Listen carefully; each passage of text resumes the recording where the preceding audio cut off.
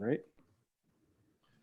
Thank you for joining us for this JINSA policy webinar. We are honored to have joining us today General Chuck Wald, former Deputy Commander of EUCOM, who is a distinguished fellow at JINSA and co-chair of JINSA's Iran Policy Project and Eastern Med Policy Project.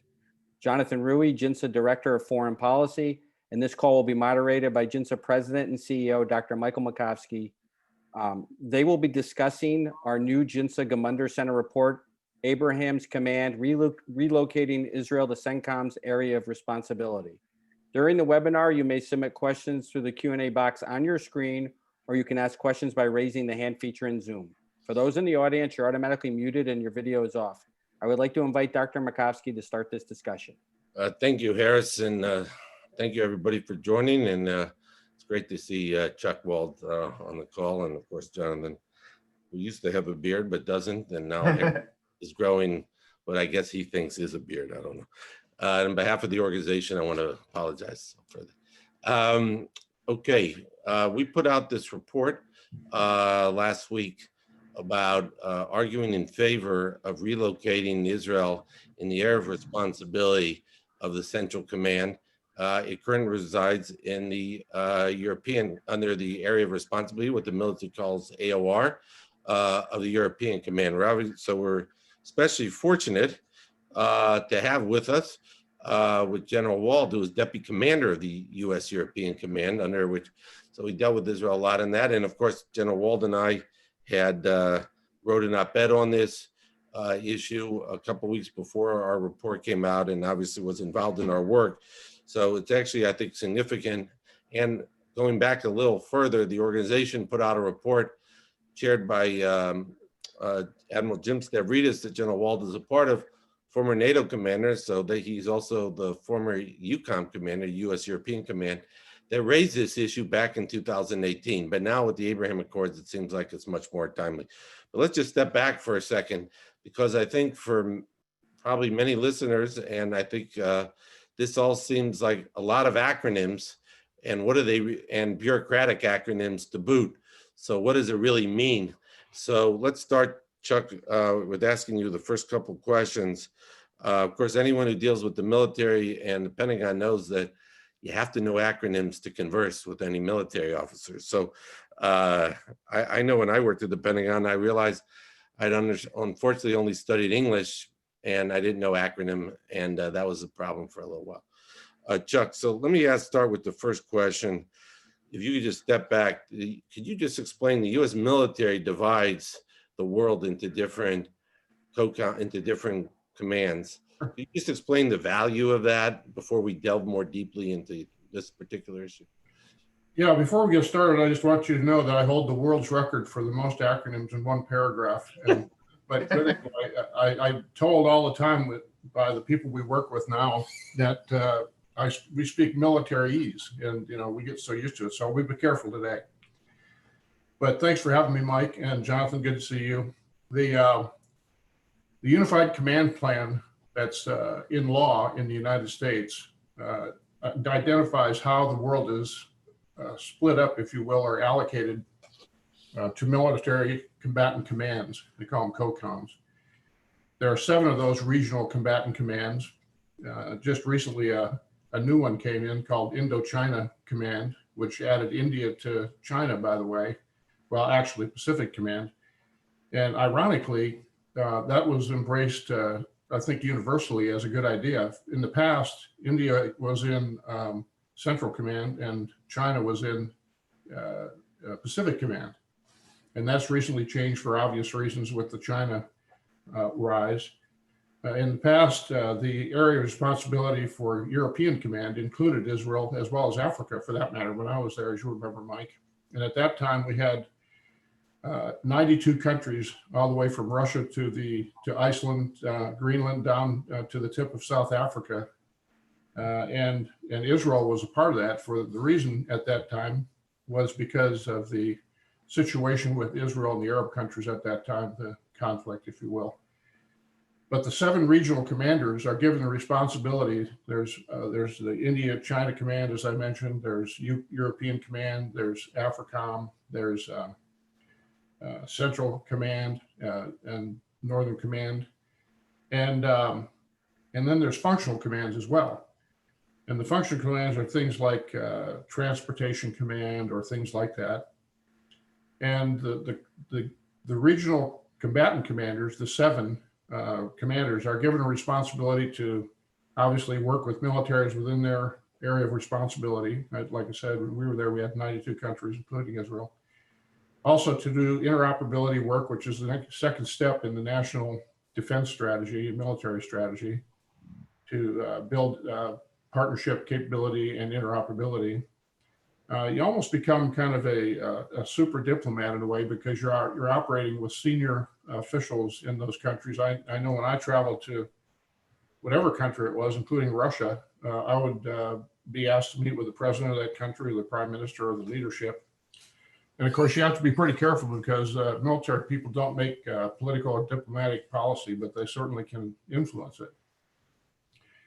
During our period in European Command with Israel in our area of responsibility, that was one of our major focuses, because of the, I think, day-to-day significant deterrent value that European Command helped with Israel provide, through not only the implication that we would be there if Israel ever was threatened or attacked, but also through our missile defense capabilities that was included Patriot missiles and other types of activity that we would reinforce Israel if they were ever to come under attack. It was a great idea. Well, things have changed. Since I left European Command, AFRICOM has become a command, a separate combatant command, although it's primarily focused on the more soft power, but there's a lot of activity in AFRICOM right now. And the reason for Israel to be out of the European Command, or not Central Command, I should say, to be in European Command, not Central Command, I think has changed. The Abraham Accords I've had a lot of interest in the Middle East for a lot of years. And we've worked with a lot of our senior counterparts in the Middle East, the GCC countries, as well as Israel.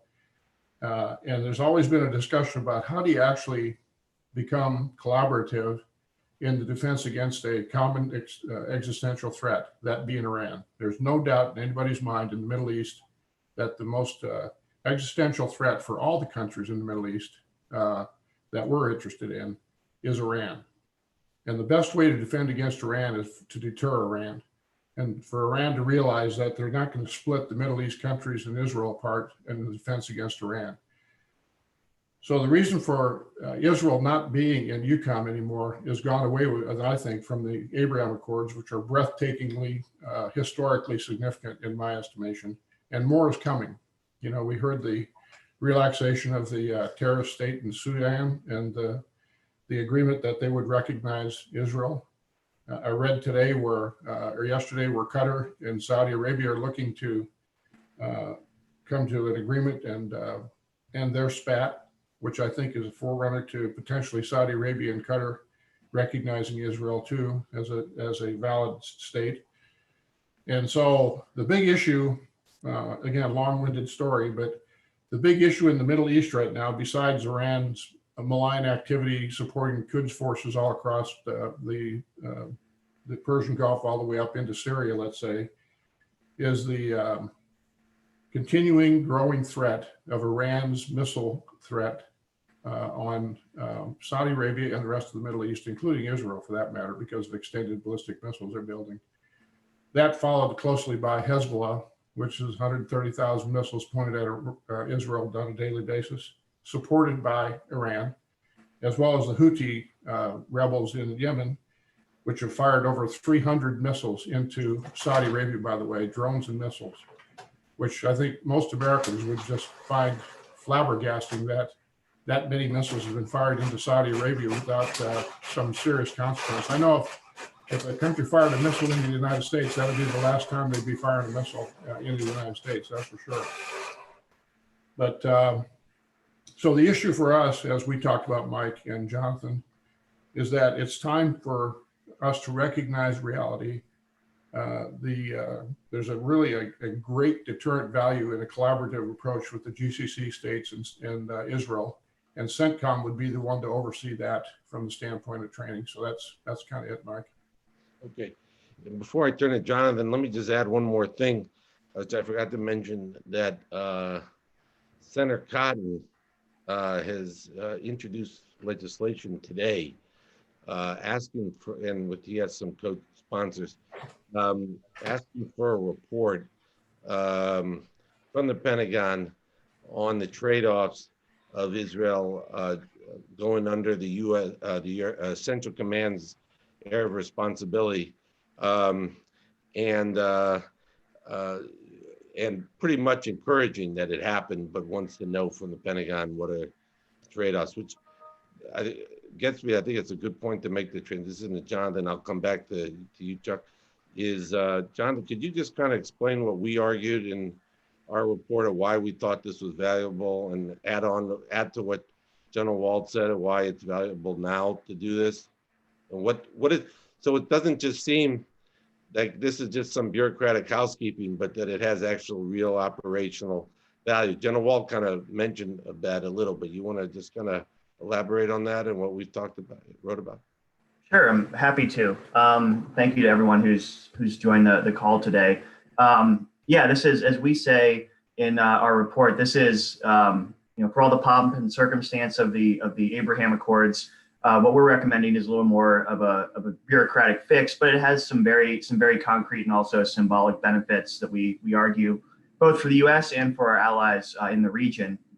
At base, it would send a very important sort of symbolic message of deterrence, primarily against Iran, of the growing regional unity, including the U.S. forces in the region against the Iranian threat. As General Wald mentioned, Iran's regional expansion and proliferation of precision munitions around the region is increasingly making the threats that Israel faces similar to the threats that the Emirates or the Saudis or other countries in the region face, and they're all directed by Iran and its proxy network around the region. So there's a symbolic value to it. More concretely, there's several things it would accomplish.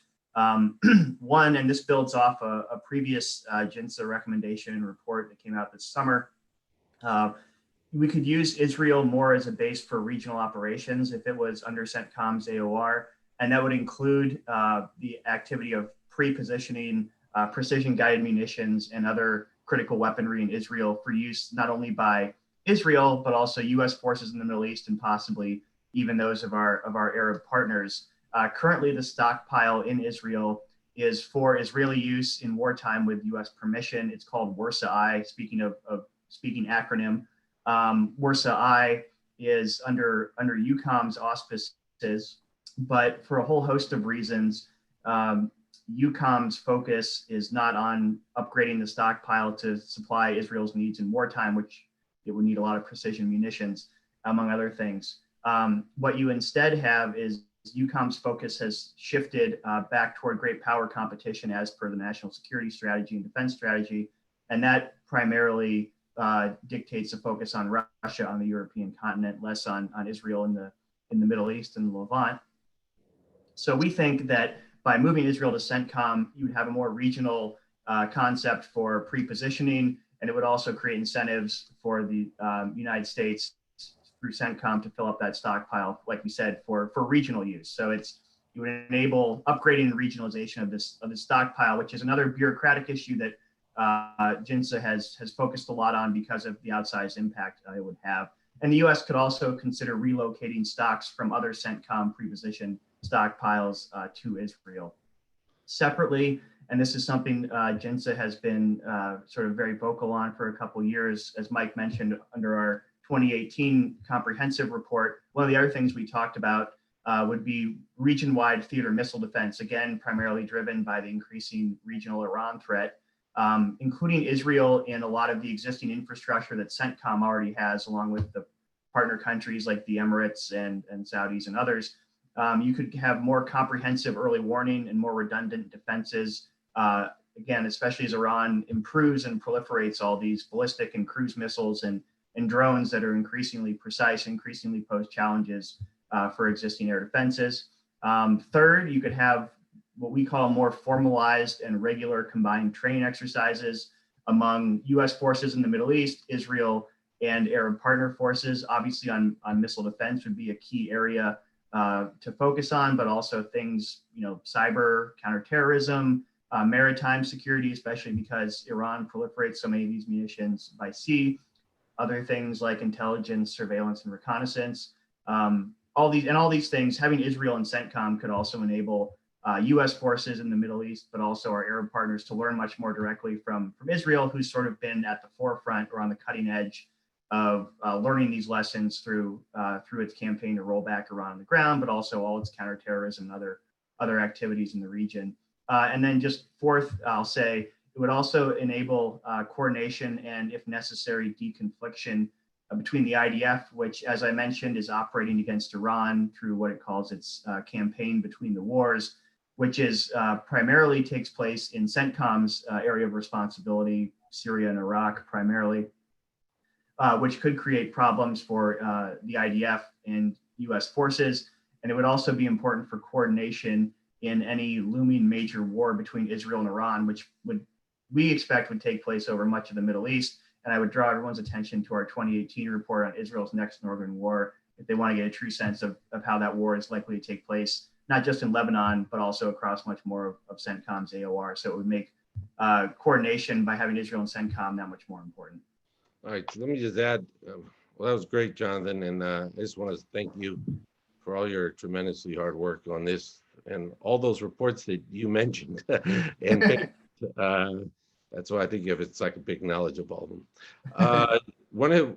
So in a nutshell, it seems like moving Israel to the CENTCOM area of responsibility would really improve regional military cooperation in a very operational way, and would boost Israel as well, hopefully, or could at least set up the framework to add to Israel's qualitative military edge.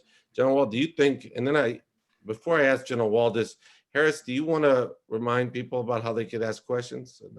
Sure, absolutely. You can type in a question in the Q&A box on your screen, or you can raise your hand in the Zoom feature. If you raise your hand, you'll ask a question directly to the panelists, or if you type it in the Q&A box, I'll ask the question on your behalf. Okay. All right. So, General Wald, could you, look, you were Deputy Commander of the European Command, and as Deputy Commander, that means you basically ran the command with the head of the European Command really also being the commander of NATO. So there's a lot of responsibilities that person had to work, which was General Jones at your time. But what do you think Israel needs to do? What arrangements would Israel have to make with CENTCOM for this to happen, to offset some of the, obviously Israel's been embedded under the European AOR area of responsibility for all these years. So there's a lot of mutual cooperation and benefit. What would Israel need from CENTCOM to mitigate perhaps any losses for Israel for switching AORs? Yeah. Let me just add, first of all, I thought Jonathan had a great rehash there too. The couple of things before I get to what would have to happen, I think, is again, to kind of pile on the point that EUCOM's focus now is basically on Russia and the Balkans area. And of course, AFRICOM has their own focus. They don't focus at all on Israel. But so that's number one. So wherever you focus is where your energies are going to go, and where your planning is going to go, and where all your day-to-day concern is going to be. So by virtue of that, I guess you'd call it a pivot. I'm not a big fan of calling pivots, because the pivot to Asia was probably one of the biggest misspoken ways to put things in the history of our diplomacy, because that implies we're turning our back on the Middle East. We're not. It's additive.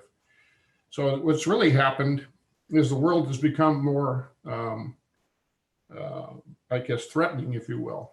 Even though Russia is declining in population and GDP, they still have nuclear weapons, and they certainly know how to be painful. China, same thing. A lot of focus out there. So NATO with Europe primarily is going to have to take, because of their reduction in size and the increase in the threat, they're going to have to spend most of their time looking directly east into the Russian territory across the Black Sea. Two, the one thing that EUCOM did really provide Israel with was the assurance that there would be Patriot missile batteries, 2 of them, transported to Israel in a very, very rapid fashion to help defend it. So that capability would have to still be an implied capability that could be transported into Israel. And that would be a very easy thing to do. As a matter of fact, as you know, Mike, the Patriot, UCOM Patriot folks have actually helped set up a temporary headquarters in the southern part of Israel that to run these things. But that would be a very simple thing to do. So I think the first thing is there's going to be a lack of just inherent interest, not interest, but attention paid to Israel because of this shifting geostrategy for UCOM. That's number one. Two, to be able to say you're still committing 2 Patriot batteries is a very simple thing to do. We move things around all the time. We moved things from UCOM into the Central Command during Iraq and Afghanistan. Lots of it, by the way, divisions worth. So that's a simple thing to commit to. The big thing, though, is what you and Jonathan both alluded to, and that's the inherent interoperability that you would get with the GCC forces, mainly in a missile defense and intelligence sharing, for that matter. And CENTCOM's focus, obviously, is on the Arabian Peninsula with Iran, and they're going to be fighting with to defend Israel if that ever comes about. So I think some of the arguments are kind of melancholy. You know, they're kind of, that's the way it used to be. Maybe it'll always be that way. And I think a lot of people, some people, nobody, I assume nobody on this call today, but I don't think many people really get the significant importance of this rapprochement, if you want to call it that, or Arab Accords. It's just, I mean, like I said, I spent a lot of time in the Middle East. I've been there, I counted last time, I've been out there 70 times in my life. And when I was the Air Cent commander for Central Command, when I'd go to an unnamed large country, starts with S and ends with an A, the first thing I'd get from their chief of defense every time I'd go is, I want to talk to you about the Israeli-Palestinian issue. And the first time I thought, gosh, maybe I have something to offer, naively. And so he lectured me for 15 minutes about how nothing was going to happen until that was fixed. And I said, first time, same thing I said every other time. I can't do anything about that, you know, but so let's talk about something I can. So subsequent visits, I tell this guy, I said, I'm going to drink tea for the first 15 minutes while you lecture me, and then we can talk about something I can make a difference on. And what's happened is, obviously, people that have the ability to make a difference are making a difference, and it's happening. Yeah. And so now we're past the political anxiety. It's still challenging, but man, what a change. And now it's time to really work on training together, building layered defenses together, sharing intelligence, sharing a common joint all-domain command and control capability, sharing technology, building up even better missile defenses, and that's going to deter Iran. And so I think this is a wonderful idea that you've come up with. Well, thanks, Chuck. And I'll just remind people that they missed the email we sent out yesterday of the op-ed by General Wald and I by General Wald and me, I guess, on the F-35 sale to the UAE, where we said on balance, we thought it was the right thing to do. And I encourage, if you haven't read it, to please read it. All right, Harris, why don't we take questions, please, from the audience? By the way, Mike, yeah. You're one of the better editors around, and you even edit your own sentences. Yeah, I never get that IME. I get it most of the time, but I know I make mistakes on that one. But thanks. Thanks, Chuck. Harris? Sure, and you can find that op-ed that Dr. Markovsky mentioned on our website at jinsa.org. With that, let's start with a question. Notwithstanding the issue of NATO membership, isn't there a similar argument for moving Turkey to CENTCOM as well? Is that for Jonathan or me? It didn't direct towards either one. So who feels more comfortable answering it? General, do you want to take first stab at it? Well, I've got an opinion. You know my opinion, but Turkey is a NATO member. I think before Turkey is moved any place, they need to come to grips with if they're going to be a real NATO member or not. Number two is Turkey is not exactly well loved by most of the countries we're talking about in the Middle East. So ironically, Turkey is probably less liked by many of the major GCC countries than Israel was. And so I think right now would be a bad time for that. I think Turkey needs to, my personal opinion, they need to start making some changes there to show they're going to be a contributing part of the Western deterrence capability and the NATO alliance. And until they demonstrate that, I don't think we ought to be moving them around. And I would just add, the whole sort of reason behind JINSA's making this argument for Israel in the first place. It reflects what Bob Gates said in 2007 when he was defense secretary when AFRICOM was created out of EUCOM's AOR. He said it just makes sound strategic sense to do this. And you look at Israel and you look at the arguments that General Wald and I have made in this call so far. Basically, Israel is doing more and more of what the United States asks of its allies. And so it's in the U.S. self-interest to facilitate more of that cooperation in the Middle East. And Turkey is sort of doing the opposite. They're doing less and less of what the U.S. asks of its allies. And increasingly, as General Wald mentioned, coordinating less and less with our formal allies in NATO, where Turkey's obviously a member, but also even partnerships with our other allies in the Middle East. So I think it's the logic is simply backward for shifting Turkey. Great. Thank you for answering that, both of you. This is this will be a question, an audio question from Gerald Platt.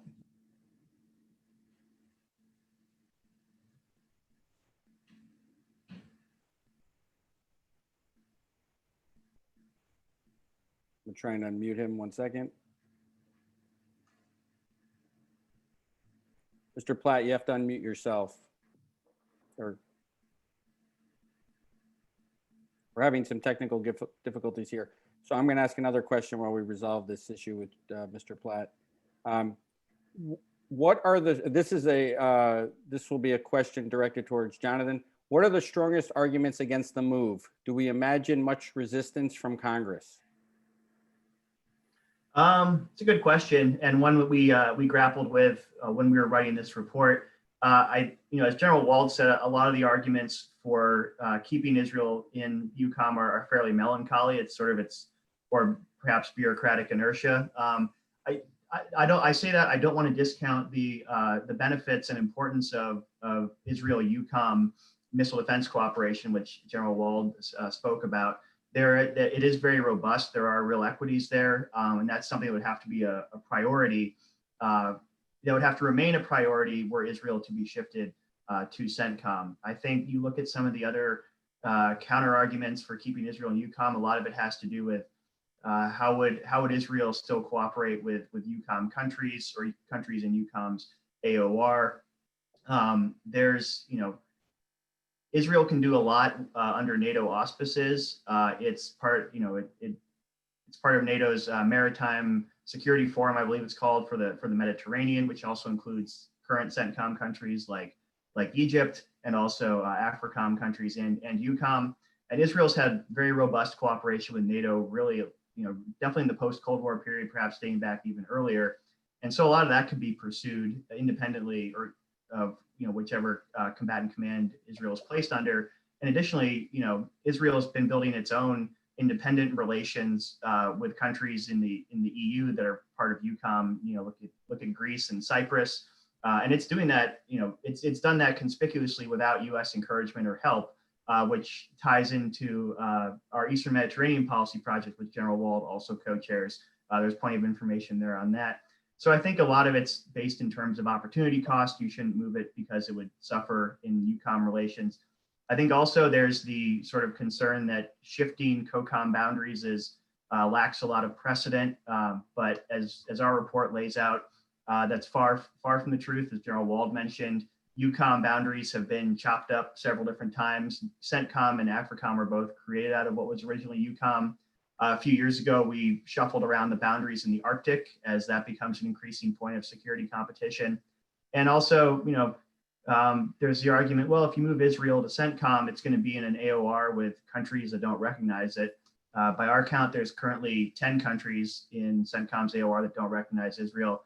But as we mentioned in this call, the trend line there is positive. It seems more likely that there will be more countries in CENTCOM's AOR developing warmer relations with Israel as time goes on. And additionally, for decades, Israel was in EUCOM with countries that didn't recognize it, including a lot of its immediate neighbors. And then even after CENTCOM was created, Israel was still in EUCOM, which then included Africa, which had exactly 10 countries that didn't recognize Israel. So a lot of the counter arguments, I think, are on balance, fairly minimal. And aside from the missile defense cooperation, I think can easily be accommodated. Thank you, Jonathan. This is a question directed towards General Wald. In the news recently, it was announced that General Lloyd Austin might be the next CENTCOM Secretary of Defense, former CENTCOM commander. Can you give some insight into him? Well, he's got a lot of experience in the Middle East, that's for sure. I mean, he was the commander there during both the conflicts that are ongoing in Iraq and Afghanistan. He, as you've all read, sounds like a very good relationship with President-elect Biden. So anybody that has a command of something like Central Command during the period he was there, which, I mean, you really think about the longest war in history and the challenges in Iraq and the challenges with Al-Qaeda. And by the way, that's not even mentioning Iran. So yeah, I'm sure he's got all the skills you would need. And I know he's a good guy. I don't know him that well, but I respect the heck out of him. There is concern about a civilian control issue. I think he's going to have to get a waiver because of the years since retirement. He has to be retired 7 years and he hasn't been. But I got a lot of respect for him. I think he'd be great. Great, thank you. This is a question it's two-part. One is militarily, and the other one is public opinion. So I'm going to divide it up by General Wald and Jonathan. Will bringing Saudi Arabia and Qatar towards the Abraham Accords transform the climate against Israel, militarily speaking? And that's General Wald. And then in the larger public opinion globally, Jonathan, the same question. General Wald, do you want to start, and then we'll go to Jonathan? So could you clarify militarily by who? I mean, by CENTCOM, other Arab and CENTCOM. Sorry, I apologize. Well, I think my sense is, and I guess more than a sense, is that the military threat issue with the GCC countries has waned. I don't think they're all going to, first of all, even though they're all independent countries there and they all have their own independent cultures a little bit, but Saudi Arabia really sets the tone. I doubt very seriously if His Highness Mohammed bin Zayed would have done this with Saudi Arabia without Mohammed bin Salman, the crown prince in Saudi Arabia, nodding his head in private. Same thing with Bahrain. They all follow the lead of the big country out there that has the protection of the two holy sites, Medina and Mecca. So this is not something that's like rogue countries becoming, I think I'll do something different than the rest of my counterparts out here. Now, countries like Turkey and countries like Syria and some other countries, Iran particularly, this is driving them crazy. And so again, I was trying to think of the two, biggest intel failures we've ever had in America the other day after Pearl Harbor, and it's got to be Pearl Harbor and 9/11. And the opposite side, this is historically just as significant, the Abraham Accords in our military history of what's happening in the Central Command. So I cannot think of any one reason why this would not be the best idea of all. I've wanted the collaboration to happen between Israel and GCC countries for years. There has been some of that privately. They can do it unabashedly without having to worry about getting people concerned that they're talking. It's just such a great idea, and I commend JINSA for promoting the support of it, by the way.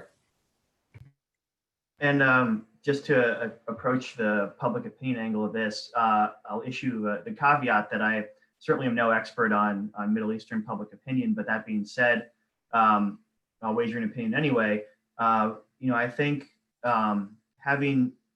expanding the Abraham Accords, so to speak, One of the things that I've been very pleasantly surprised by is what JINSA has been calling the warmth of the peace between Israel and UAE and Bahrain. I think those countries have taken steps to sort of smooth the way for public opinion to be more accepting of it. But it's also, you look at the way the accords are focused. These are very different than the sort of Egypt and Jordan peace treaties, which are more of a cold peace, sort of an agreement not to attack each other, perhaps even formalized ceasefires, if you want to call them that. And the people-to-people contacts between Israel and its peace treaty partners, I think, are much lower than what you're seeing already, especially between the Emirates and Israel. And I think one of the things we've seen come out of the debate, shall we say, about whether or not Israel and Saudi will normalize ties is concerns that, at least from the younger generation, that there hasn't been enough done yet to sort of prepare the populace for peace with Israel, like the Emirates and perhaps Bahrain have done. So I think there's work to be done, but I am optimistic, which is for the people who know me and people who know the Middle East, optimism is not necessarily a word you hear often out of my mouth in that score. By the way, Mike, I don't know if you heard this today, and Jonathan and Harris, but Sheikh Khalifa from Dubai has committed $90 million to the #1 soccer team in Israel as a part owner today. Oh, no, I hadn't heard that. Yeah. Talking about reaching out for the hearts and minds of a country. Certainly soccer is a big deal in Israel, as it is across the Middle East. Yeah. Right. It wouldn't help here. Yeah, wow, thanks. And Yeah, by the way, I think, Chuck, you mentioned about the waiver with Austin. I'll just add that someone tweeted me, I didn't see it, but that Senator Blumenthal and Reed, 2 Democratic senators, said they would oppose that waiver. Yeah. Well, Reed said it right after the waiver that Mattiscott said they'll never do it again. Yeah. So I think, again, you got the political reality. You guys are political realists. I try to stay away from it if I can, because I'm not very good at it. But I think there's enough acrimony that they could try to probably hold back Lloyd from this just to make a point, which would be not a really good thing for our country. Mike, do you have any, I'm going to pass it back to you. Do you have any closing remarks? No, I just want to thank General Wald and Jonathan for today and the hard work on this report, and Chuck and working with us on all this. And I appreciate everybody listening in. And as I'll just say is, we've been, as those of you who have been on this Zoom now, and maybe in other webinars and calls, the issue of the U.S.-Israel security relationship is, one of our core issues that we've been so focused on. And we've been putting out, as Jonathan laid out, a number of very practical papers and reports. And not just, it's not just putting things out. We engage folks on the Hill and Capitol Hill and in the executive branch and in the military, including in the Pentagon, on all these issues. So please stay tuned as we continue to generate, I think, other very concrete ideas that we think are good for U.S. interests in the region and for Israel's as well. And thank you all and I think now, as Chuck said, and I agree with him completely, these Abraham Accords are an amazing accomplishment, I think. And it really is. So what we're talking about today is really almost like the military equivalent of that in a way, or the bureaucratic follow-up to that, and saying, okay, now these countries want to work so closely with Israel, let's try to operationalize that more militarily. So I think moving Israel into the the CENTCOM's AOR, area of responsibility, I think would help really help these countries work very closely, much more closely together operationally in tandem with the United States. So that's all I have to add. So thank you. Thank you, everyone. Thank you, General Wald. Thank you, Jonathan. Thank you, Mike. And then most importantly, those of you in the audience who are listening in, just one last reminder, we have a Zoom this Thursday, December 10th at 3 p.m. With David Makovsky on the political turmoil in Israel. So please look out for an invitation for that. Thank you, everybody. I'll be interviewing him for that one. Okay. Thanks. Thanks, Jonathan. Thanks, Harris. Thanks, Mike. Appreciate it. Thanks, General.